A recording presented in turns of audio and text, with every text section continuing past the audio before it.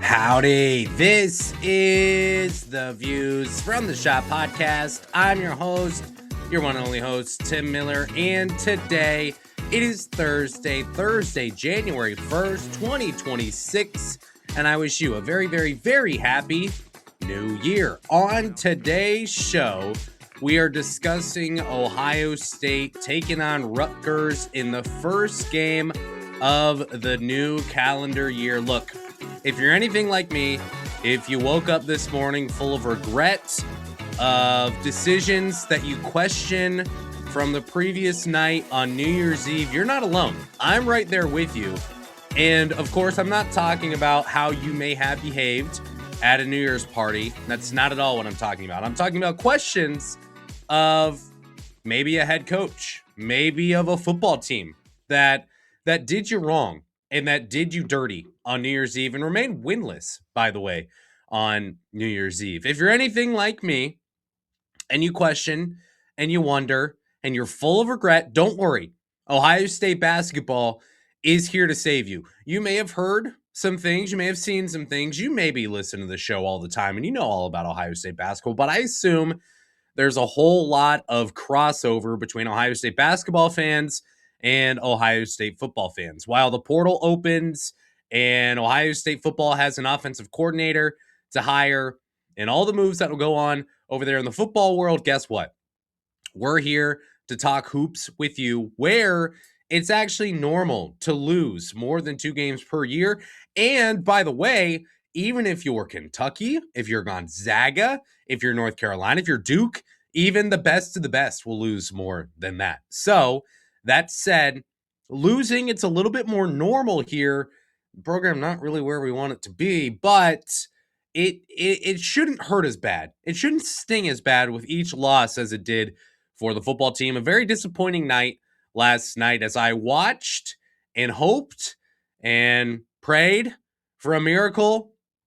I went into this game. I texted some people and I said, I don't have a good feeling about this game. I don't know if that's how the entire fan base felt. This is a basketball podcast exclusively, after all. So what do I know? But didn't feel good about the game, and we're left with a loss. The season over, but that means a lot of football fans are going to transfer their fandom now into the basketball realm. So, Views from the Schott podcast. I say it all the time. This is your only and number one Ohio State basketball exclusive podcast, previewing and recapping every single game Ohio State plays. We have players, coaches, staff members, the biggest media members on the show during the offseason as well. Highly, highly recommend you subscribe if you haven't already. And one request I have of you specific for this show.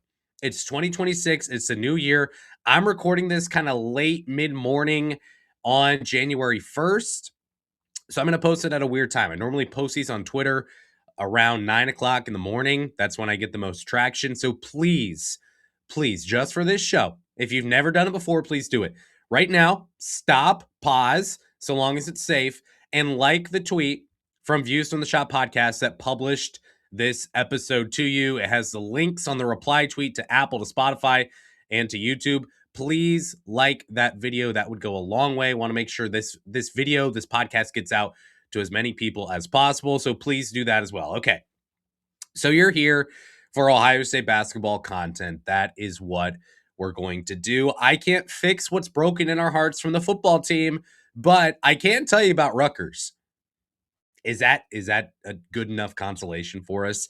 I certainly hope not. So we're going to preview Ohio State against Rutgers. This game tips off tomorrow night in the Schott. The Buckeyes likely to be favored. I haven't seen any line movement in this game come out yet, but I'm sure Ohio State will be favored in this game. Let's break down the Rutgers Scarlet Knights, starting with their background, and then we'll get into how this matchup could look. So Rutgers is 7-6 and 0-2 in the Big Ten right now. Very unenviable start to Big Ten play for Rutgers. The Big Ten schedule makers did them no favors, said, hey, you can play Purdue and Michigan, the top 2 teams in the Big Ten preseason. You get them back-to-back to start Big Ten play in December. Enjoy being 0-2 heading into January. That's exactly what has happened. The Scarlet Knights fall to Purdue. They fall to Michigan in Big Ten play. Sit at 7-6 right now. Now, they did start the year 4-0.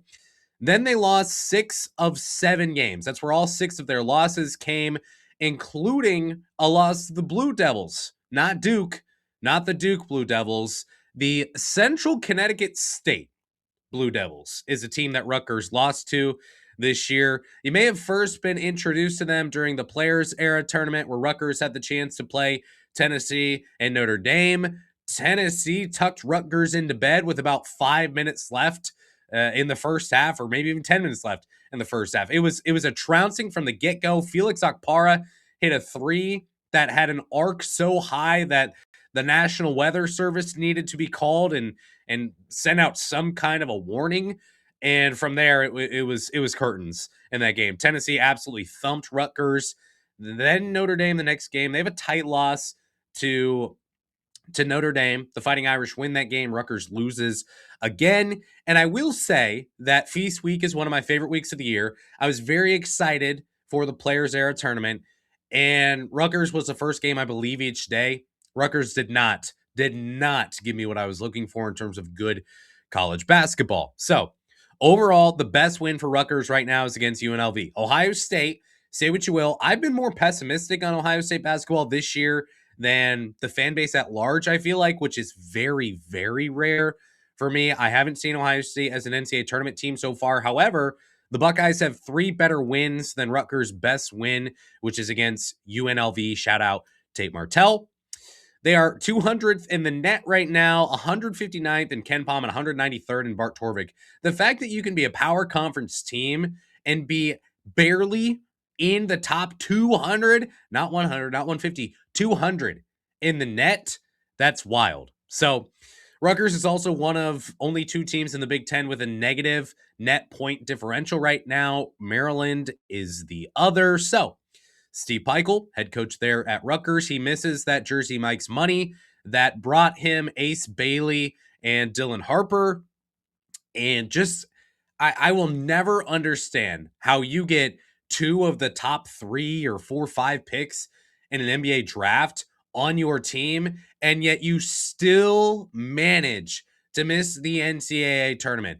You didn't manage to miss the Sweet 16. You didn't manage to not win a game in the NCAA tournament and lose in the first round. They just straight up didn't make it.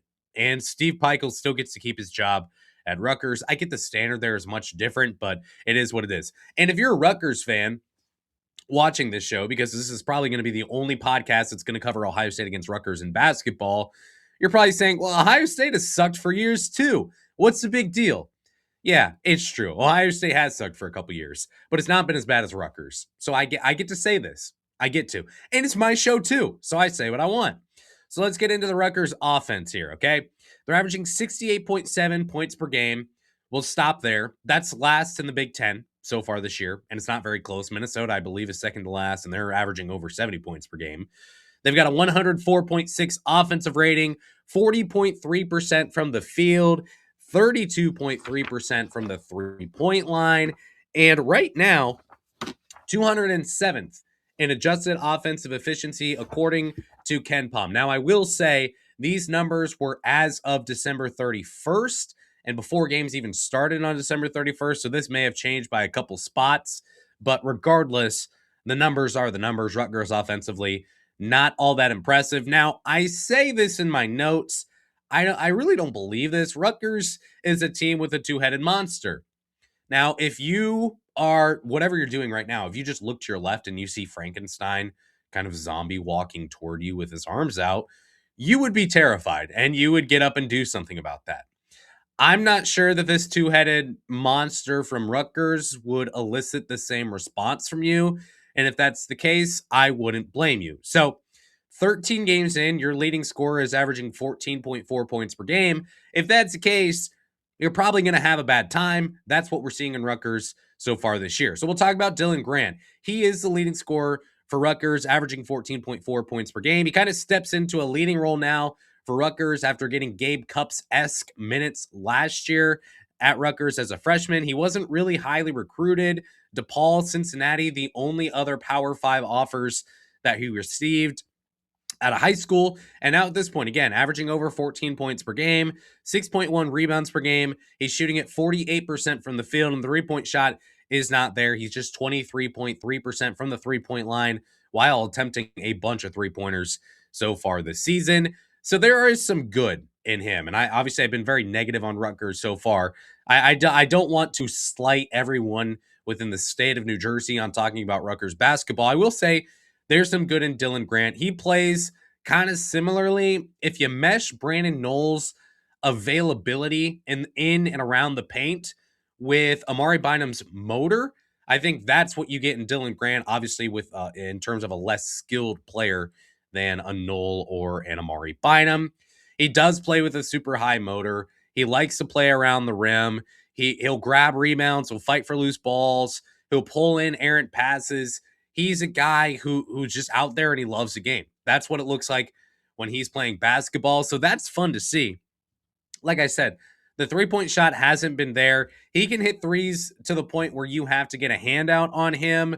You can't necessarily leave him, but he's making less than 1 out of every 4 3-point attempt. So he's certainly not a Bruce Thornton or a John Mobley Jr. or a Devin Royal.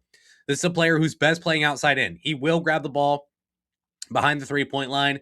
He'll have it in the corner. He wants to make his way into the paint, and he wants to be a force there kind of as a slasher or sitting in the paint and just putting on the hard hat and getting to work down there.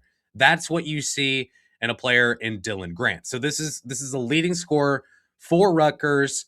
I don't think he's necessarily the most skilled player, and he's not going to be the tallest player that Ohio State will have to guard in this game either. But the motor that he plays with and the ability that he carries to just to work, to absolutely work, that's what we're seeing from Dylan Grant so far. Pause. I have to answer a text really quick. It is relevant to the show. Just a second. All right. Tariq Francis. So he comes in from New Jersey Institute of Technology, where he scored 19 points per game on a 6-25 team in the America East. Good for Tariq, taking advantage of the transfer portal and finding his way to high-level Division I basketball in a power conference in the Big Ten and playing at Rutgers. So good on him for that. He was on a bad team last year, obviously. Now, 13.6 points per game, 2.2 assists per game, shooting at 45% from the field and shooting 34% from the 3-point line is what we're getting from Tariq Francis so far this year. He is the other kind of two-headed monster here as a part of the two-headed monster for Rutgers offensively. Now, I like Francis. I think this is a really good player. He plays with really, really good vision. If Ohio State is leaving players open defensively against Rutgers, Francis will find them. And look, this is still a Division I team. They're 7-6. The offense has not been good this year under Steve Peichel, but regardless, it's still Rutgers. Even if it's Rutgers or IU Indy to the start of the year, when you're Ohio State, you're playing Division I teams.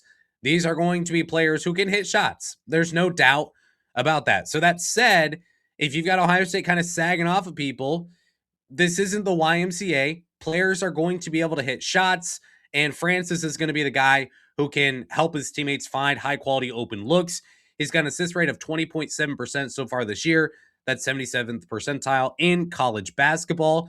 He's also pretty shifty off the dribble. Only 5.4% of his shots made from the 2-point line have been assisted so far this year, and he has the ability to kind of create for himself.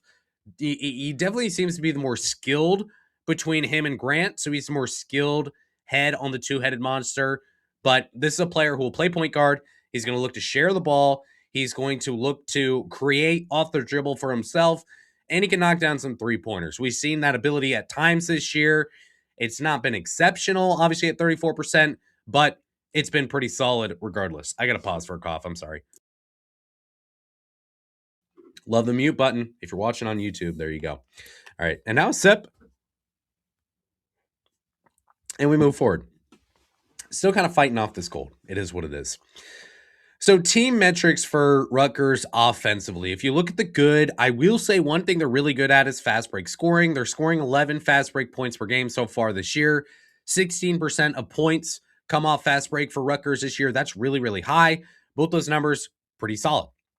Not shockingly, you see Grant and you see Francis there near the top of the list in terms of fast break scoring for Rutgers this year. Grant loves to run the floor. Like I said, this is a guy who plays with a lot of energy. This is a player who he'll play with a lot of energy under the rim. He'll run up and down the floor. You'll see him even defensively too. He likes to jump into passing lanes and try to create new possessions for Rutgers. He loves to run up and down the floor. He kind of plays like a golden retriever, I guess I would say, on the floor. Another area where Rutgers is solid so far this year is their second chance scoring. Again, that's Grant just playing with the motor. He's 6'7", but he plays closer, probably feels like 6'9", 6'10 in terms of guarding him. That's how it feels because of how hard he works. This is a guy who, if Rutgers didn't have him or a player like him at this point, I don't even know if they'd be at 7-6, just because he's creating for Rutgers in ways that a lot of players just choose not to.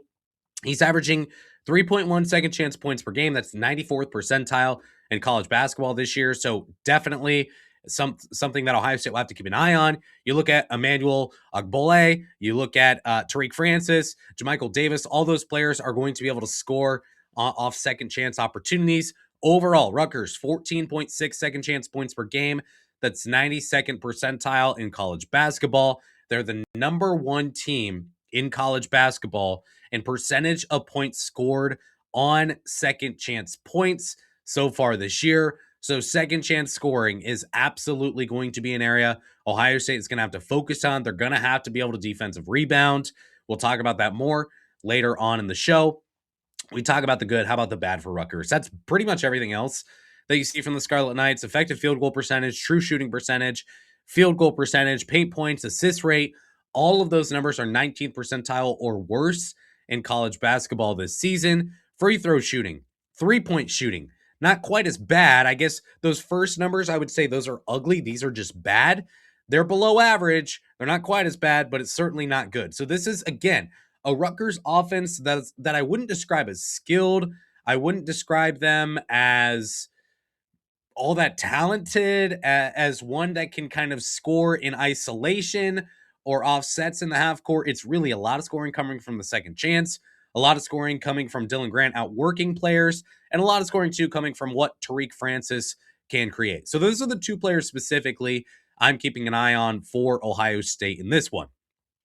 Now, defensively for Rutgers, they're allowing 71 points per game. That's not horrible, but again, when you're not scoring offensively and ends up being pretty bad, your net differential so far this year is negative 108.1 defensive rating, allowing 43.8% of shots from the field to go in and 36% of shots, 35.9 to be specific, from shots from the 3-point line going in as well. 119th in adjusted defensive efficiency, according to Ken Palm. So that number, not necessarily horrible, but still not great. And you would like, if you're going to be 119th in something, whether it be adjusted offensive or defensive efficiency, then on the inverse there, you're going to have to be 50th, 60 something in order to have a shot to be competitive in power conference play. That's not what we see from Rutgers so far. Now, maybe this changes. Maybe Rutgers figures it out here going into the Big Ten play, but I'm just saying this is what Rutgers has been so far. So in terms of the X's and O's, I've never come on the show and told you that that's who I am. I'm not the X's and O's guys. It does feel like Rutgers defensively at times falls asleep, especially in that game against Tennessee. If you watched that at all, I went back and rewatched it and noticed that, look, they allow an assist rate of 54%. That's not necessarily awful, but it's certainly not great. When the field goal defense, though, is solid, the assist rate is not. It likely means that you're giving up a lot of shots off assists, which probably lends to when we lose a guy, we just lose him hard. He's gone. This guy, he's going to get the ball. He's going to be open. He's going to hit a three. He's going to drive to the basket, hit a shot, mid-range, whatever the case may be. That's what I'm seeing from Rutgers defensively. Again, I'm not the X's and O's guy. I'm not going to be able to sit down and kind of chart this stuff out or break down film or anything like that. But that's what I see from a guy who has a podcast Rutgers defensively. Now, there is some good defensively, though, for Rutgers. You look at the shooting metrics, they're fine. It's kind of a mixed bag, though. So you look at the 2-point defense, it's pretty solid at 48.4% so far this year. Teams are shooting a paltry 27% from the mid range. Now, we have to remember where Ohio State has been so far this year, and I'll bring them up right now. Ohio State, from the 2-point line so far this year, they're at 62.8%. That's 99th percentile in college basketball and 6th in the nation overall. Now, as you look at Ohio State from the mid-range, their shooting stats this year coming from college basketball analytics. From the mid-range, they are 38.9%. So far, NCAA average this year is 35.9%. So a couple percentage points higher, 3 percentage points actually, to be exact, is where Ohio State has been this year from the mid-range. So that's something to take an eye or to keep an eye on there as you look at whether it be Bruce Thornton, sometimes John Mobley Jr., sometimes Devin Royal, maybe a shot from Amari Bynum, players like that who are going to take shots from the mid-range. Rutgers has done a phenomenal job defending shots from the mid-range so far this year. Now, I guess I probably should have went back and looked at what are these numbers for Ohio State maybe against the power conference teams that they've played, and what are the numbers for, if you're watching on YouTube, you're seeing something in the background. Sorry, it is what it is. That sounds inappropriate. It's not. I probably should have looked at Rutgers. How are they doing against power conference teams as well? Didn't necessarily do that, but those are the numbers we see season long. It's been 13 games, folks, 12 for Ohio State. I think the numbers give us a pretty good idea at this point because both these teams have had some high-quality competition, some really low-quality competition as well. The three-point shooting, though, it's not great. Teams are 36% from the three-point line so far this year against Rutgers. And if you just break down the numbers, the good teams that Rutgers has played this year, Michigan has made 13 three-pointers against them. Obviously, that's Michigan. I mean, they're going to make a lot against anyone. Tennessee made 11. Purdue made 10 against the Scarlet Knights. Notre Dame even made 8. Notre Dame, not a three-point shooting threat whatsoever. So they're allowing three-point shots to go in against teams that are really good at shooting it, or like Notre Dame, teams that are not great at shooting it. Here's the thing for Ohio State. The Buckeyes and the three-point shot, it really has not been there so far this season. If you look at just their overall numbers, three-point percentage right now, they're 33.7% from behind the arc. That's 176 in the nation so far this year. I get that you have the numbers from Bruce Thornton. I get that you have the numbers. You may be thinking I'm going to say John Mobley Jr. I'm not. I'm actually going to say Devin Royal. He's been the second best shooter from deep for Ohio State so far this year. Actually, Devin Royal and John Mobley Jr. are exactly the same at 38.5% so far this year. You look at the three-point shooting from after that, I don't know. Just the three-point shooting has not been there for the Buckeyes consistently so far this year. And it's something that Rutgers, it's kind of strength on weakness. I don't really think it matters all that much in this game because Ohio State has preferred to score from inside. Now, the Rutgers defense, they've been stronger there. That's a strength on strength matchup that we'll have to keep an eye on. They will jump in passing lanes. I kind of already mentioned that. It doesn't always work out. It does lead to some transition scoring. They're forcing a 15.4% turnover rate. Golf clap for that. It's fine. It's not special. And Rutgers also not great on the defensive glass, which is surprising because they're really strong in the offensive glass. Actually, I don't think I gave those numbers. I will later, though, so I won't give them now. But they're 121st in average height per Ken Palm. The defensive glass number is not great. It's not like they're going to tower over Ohio State in this game or anything like that. So that's kind of the Rutgers defense, is they can stop you from inside the three-point line, and they'll try to jump the passing lanes from time to time. They'll win a couple times. Rutgers will win, and they'll get some points off turnovers and in transition. You'll see that. You'll also see them lose, and Ohio State will get an open three to Devin Royal in the corner because Dylan Grant jumps the passing lane. He misses, and now we're 4-on-5. So that's what you'll kind of see, I assume, in this one. So I've got just one key to the game in this one. Sometimes, or most of the time, I bring 2. Sometimes I even bring 3. In this game, for Ohio State to win, they have one key to the game. That's it.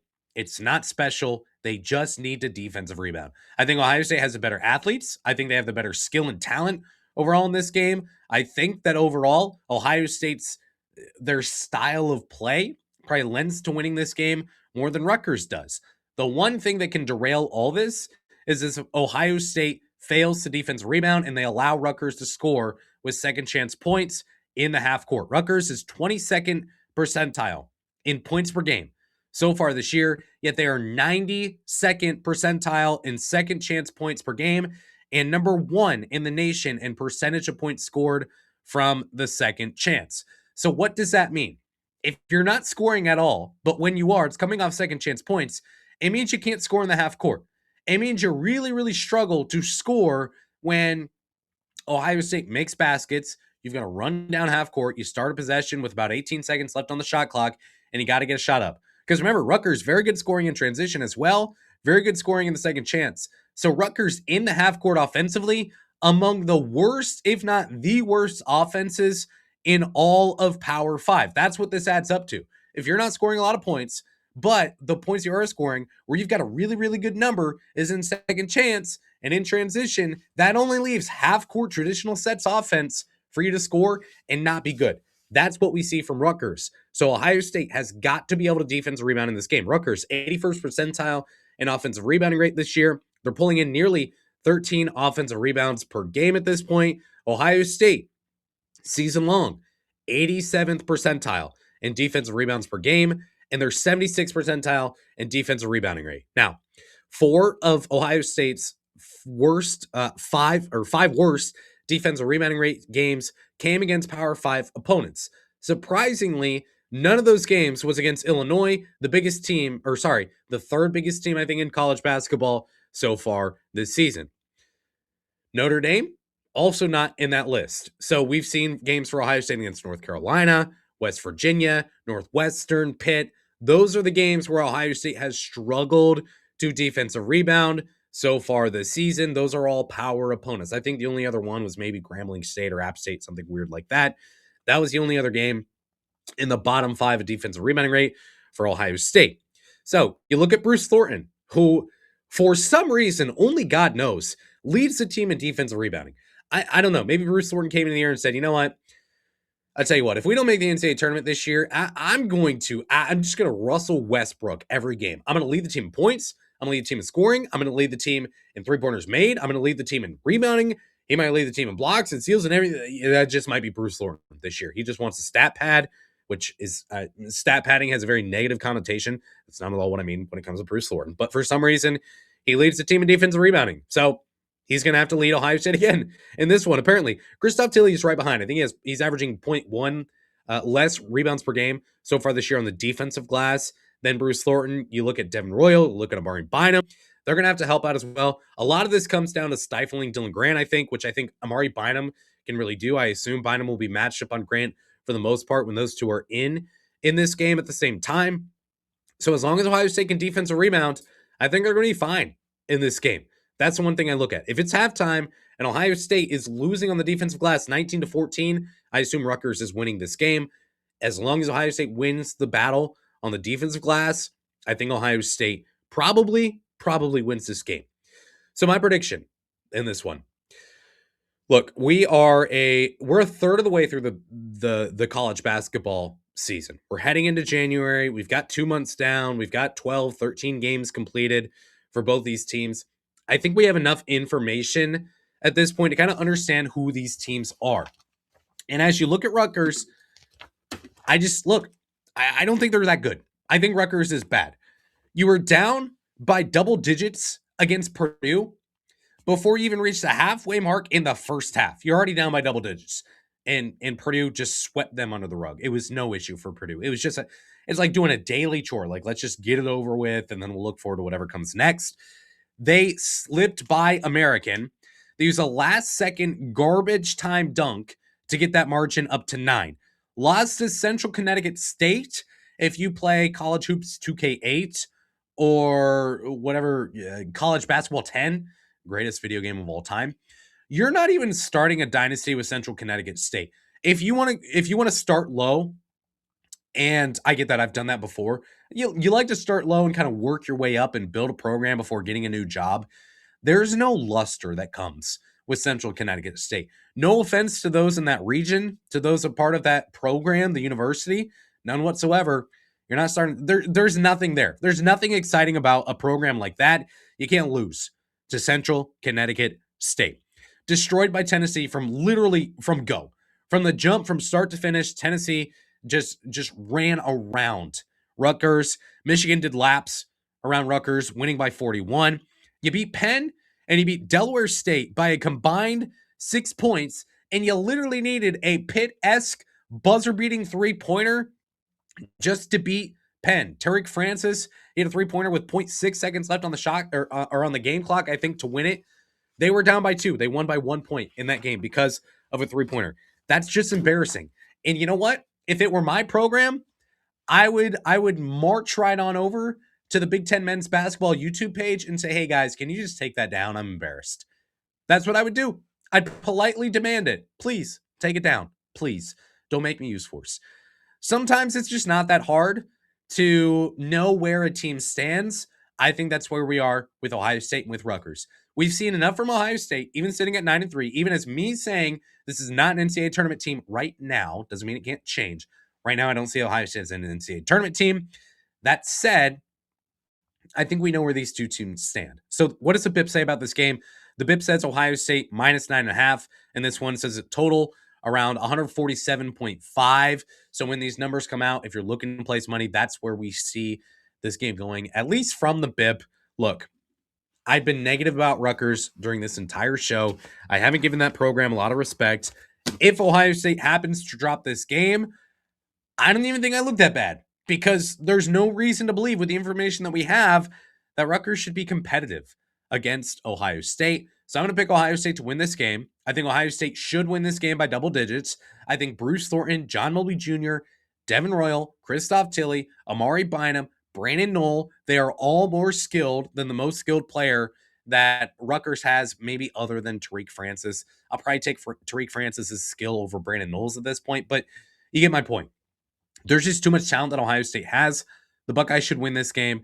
They should win it by double digits. And this is a spot for Ohio State. The next couple games, Rutgers, Nebraska. I mean, you tell me what you think about Nebraska. You look at the record, you look at the results so far. If you strip the logo and you put a Michigan State logo on Nebraska, they're ranked in the top 10 in the nation. You got Oregon, Washington before you play UCLA, and then Minnesota. That first stretch, the first 20 days of January, you get the chance to stack a bunch of wins and get those green W's instead of the red L's next to these games. This is the first one for Ohio State. The Buckeyes have got to take advantage of the soft schedule they have to start Big Ten play here in January before it gets really, really tough when they got to play Michigan and Wisconsin, USC, Wisconsin again, Michigan State, Purdue. I mean, the second half of Big Ten play is going to be a lot harder than the first half. This is the first opportunity for the Buckeyes to stack some wins. Okay, I so desperately need to cough, so it's time for me to be quiet. I appreciate you being here today. Again, please like the video on YouTube. Please like the tweet as well. That has all the links to this show, to let you know the show's out, all that stuff. Please like that tweet, subscribe wherever you get your podcast, and if you like the content, give a 5-star review as well. We will be back, what will it be, Saturday morning probably, to recap Ohio State against Rutgers. Until next time, I appreciate you so much for listening to today's show. I shut up before you shut me off. Go Bucks.